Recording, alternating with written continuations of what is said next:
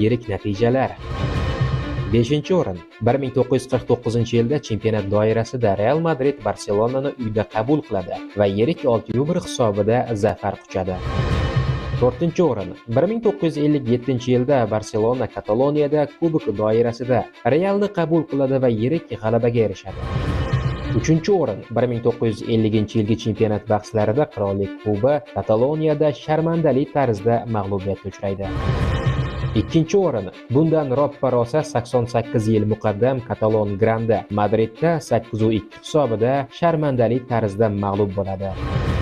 1-o'rin. 1943-yilning 13-iyun sanasi Barselona klubi tarixidagi eng qora kunlardan biri. Aynan shu kuni Katalon jamoasi asosiy raqibiga naq 11-1 hisobida mag'lub bo'ladi. Ayrim ma'lumotlarga ko'ra, natijaning bu qadar yirik bo'lib ketishida Madrid rahbariyatining Klasikolar tarixidagi eng yirik